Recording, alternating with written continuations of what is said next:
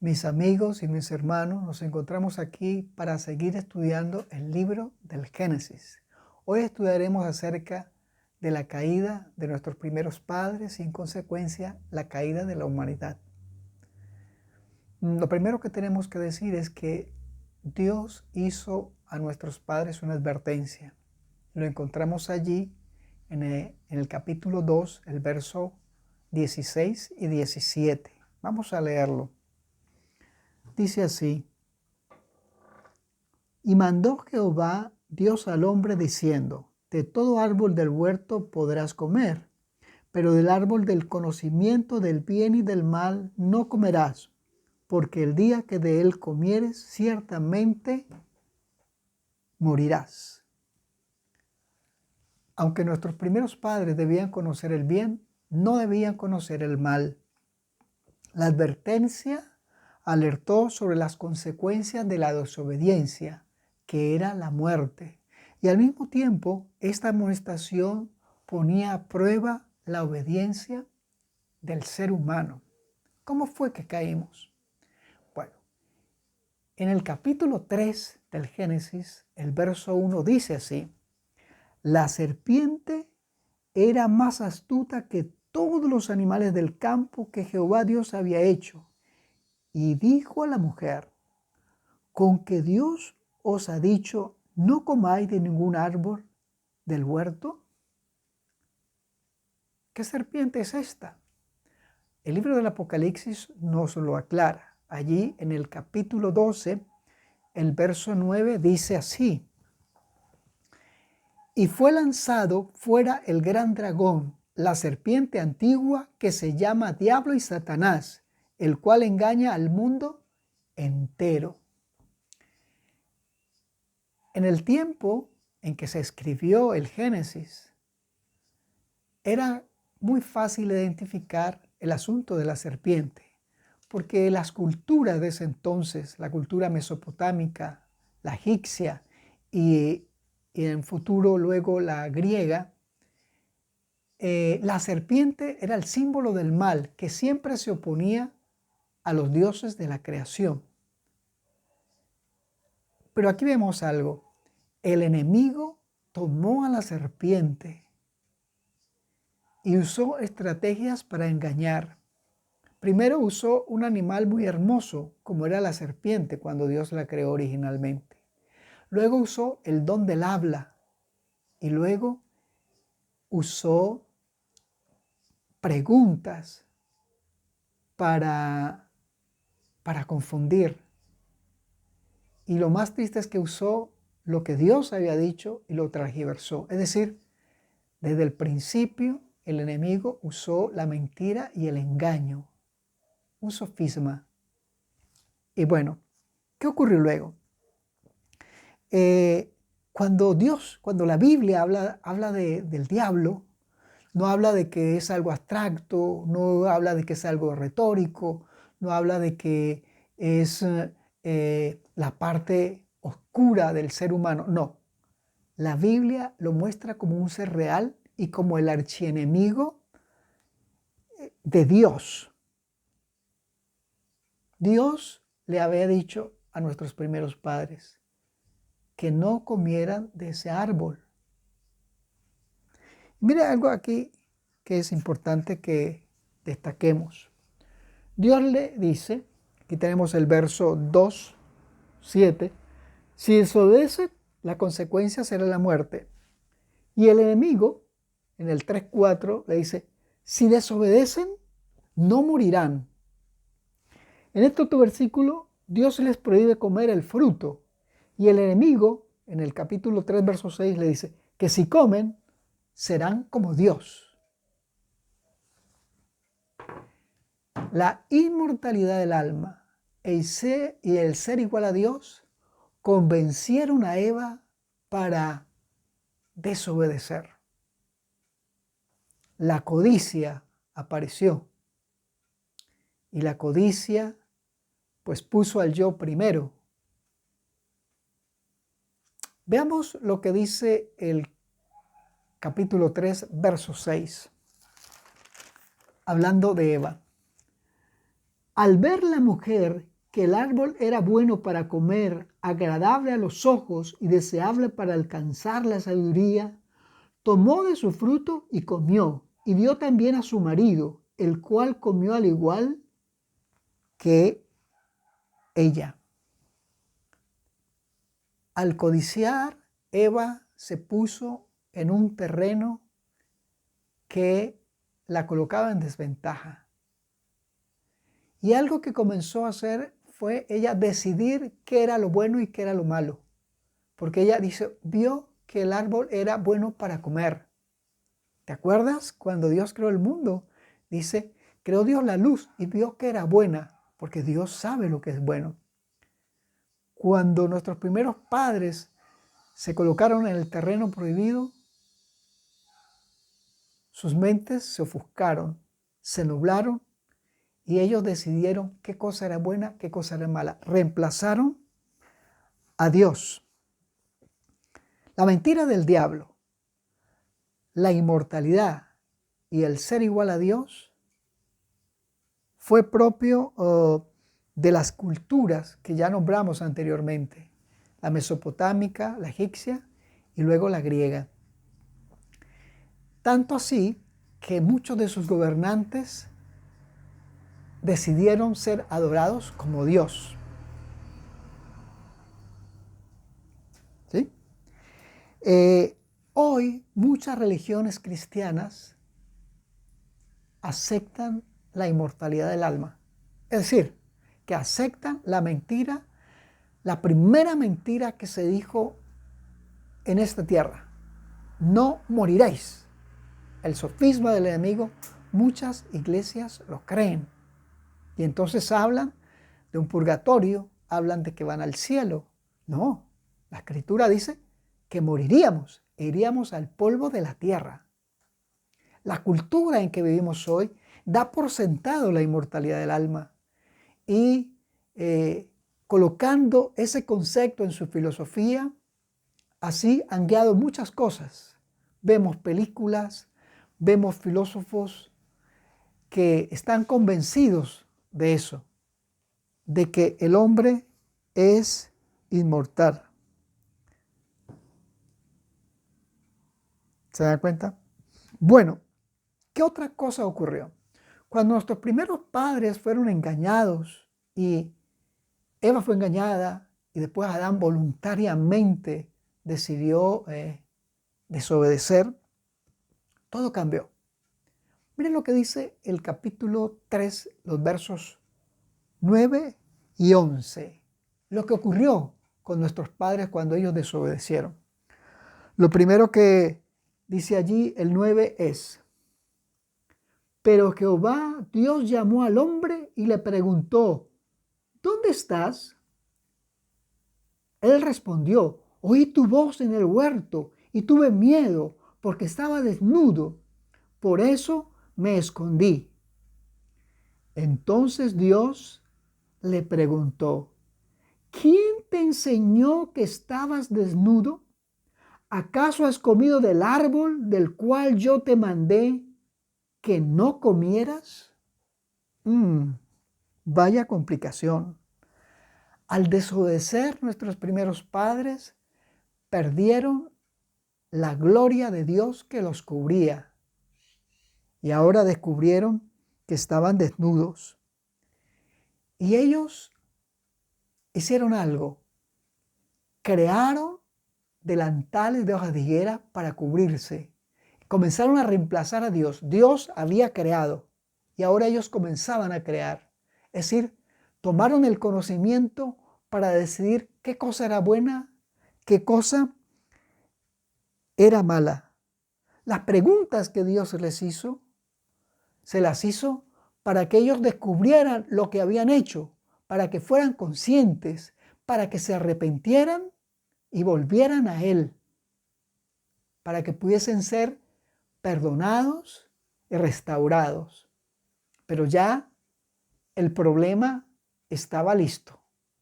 Ya la destrucción del planeta era irreversible, no solo del planeta, sino de la humanidad entera. Y allí en estos versículos vemos un microjuicio. Y en todo el capítulo 3 vemos un microjuicio. Porque allí hay un juez, hay un interrogatorio, hay unos culpables, hay una sentencia y hay una ejecución.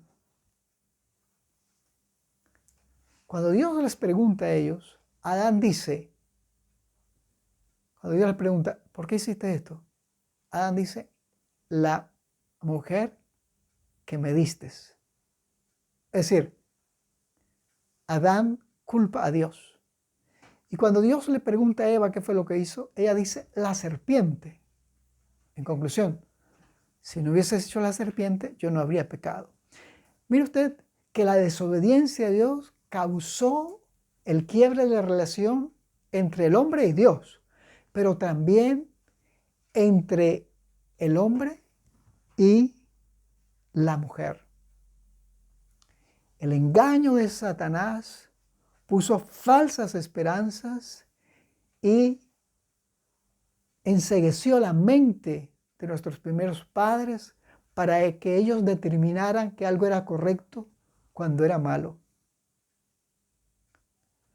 Todo aquel instrumento de salvación que se aleja de Dios y nos da una falsa esperanza y nos hace ver lo malo como si estuviera bueno, está inspirado por el mismo que engañó a nuestros primeros padres, por aquel que usó la serpiente, por el diablo. ¿Cuál fue el destino de la serpiente? Bueno, Dios enjuició al diablo, quien se había disfrazado de serpiente, pues a través de ella instigó para destruir a la humanidad y destruir este planeta. Lo que antes había sido vida, ahora era muerte. Lo que antes había sido bueno, ahora era malo. Lo que había sido una bendición, ahora había sido una maldición. Se convertiría en una maldición. Es decir, se revertió la creación. Eran las consecuencias de desobedecer a Dios. Pero hay algo muy interesante. Allí mismo, en el jardín del Edén, en el momento de que nuestros padres pecaron, allí mismo Dios vino para salvarlos. Mire lo que dice allí Génesis 3:15. Dice, pondré, esto lo dice Dios, pondré enemistad entre ti y la mujer, entre tu simiente y la simiente suya. Esta te herirá en la cabeza y tú le herirás en el talón. Dios hace un juicio contra la serpiente y ese juicio tiene como consecuencia la destrucción del archienemigo de Dios. Pero el juicio que Dios hace para con nuestros primeros padres tiene el propósito de un juicio para salvación. Y fue exactamente allí, en el momento en que ocurrió la desobediencia, Dios vino para salvar. Dios siempre ha tomado la iniciativa. Y Pablo, hablando de la destrucción del enemigo, dice que el enemigo será aplastado y será destruido. Eso lo dice en Romanos 16:20 y en Hebreos 2:14. Esta promesa que Dios hizo aquí, en el 3:15, es un plan de salvación hecho en profecía, pero también es la primera promesa evangélica y es la primera promesa mesiánica. Inmediatamente después de este verso 15 viene la sentencia que Dios le da a la mujer. Y parece extraña, leámosla. Dice el 16, a la mujer dijo, multiplicaré en gran manera los dolores de tus embarazos, con dolor darás a luz los hijos, tu deseo será para siempre tu marido, y él se enseñoreará de ti. ¿Por qué? ¿Por qué esta sentencia tan extraña? Bueno, el capítulo 15 nos da una idea, el verso 15 nos da una idea, porque dice que la simiente de la mujer aplastará la cabeza de la serpiente. Entonces, la idea es que de la mujer nacería el Mesías que traería salvación. Así que el dolor de Eva y luego el dolor del pueblo de Dios, ese dolor de embarazo, de parto, el fruto sería que vendría el Mesías, el Salvador. Por eso, Adán, en el verso 20, y solo así es que podemos entender el verso 20, él dice, a su mujer Adán le puso por nombre Eva, por cuanto ella fue la madre de todos los seres vivientes, porque de todos esos seres vivientes vendría el Mesías. Así que esa sentencia de la mujer, ese dolor, se convertiría en una bendición. Y Pablo lo aclara más. Allí en 1 Timoteo 2, 14 y 15, él dice, y Adán no fue engañado, sino que la mujer, siendo ésta engañada, incurrió en transgresión, pero se salvará engendrando hijos, si permanece en la fe, amor y santificación con modestia. Dice que la mujer sería salva engendrando hijos. ¿Por qué? Porque de uno de sus hijos vendría el Mesías. Te pregunto, querido amigo, tal vez tú tienes tu vida arruinada, tal vez conoces un amigo que tiene su vida arruinada y de pronto él, tú o yo pensamos, bueno, pero somos culpables, por eso Dios no nos va a poder bendecir. No crea eso. Este ejemplo nos lo dice todo. Adán y Eva arruinaron un mundo entero, arruinaron una humanidad entera, pero Dios vino para resolver ese problema, el problema de la humanidad, porque estábamos arruinados. ¿Y será que tu ruina, aunque tú seas culpable, a Dios no le importa? Si Dios es capaz de salvar un mundo entero, ¿cuánto más a uno de nosotros? Amigo mío y hermano, este mensaje del Génesis es un mensaje, aunque es una caída, es la destrucción, es la muerte, pero también es la iniciativa de Dios para salvar. Jesús, que vendría de la mujer, nació y ha destruido al enemigo y mañana lo destruirá completamente y restaurará en él, en el ser humano, su imagen y su semejanza. Pero no solo restaurará al ser humano que se ha arrepentido, que se ha acercado, sino que también restaurará el Edén perdido, la tierra perdida. Ahora la invitación es, acerquémonos a Dios, a Jesucristo, para tener derecho al cielo, pero también para tener idoneidad para estar en el cielo. Jesús lo pagó todo. Acerquémonos a Él humillados, con genuino arrepentimiento, en entrega y con esa gracia obedientes para hacer actos a ese mundo que Dios habrá de restaurar. Mis amigos, mis hermanos, nos vemos la próxima semana. Vamos a orar.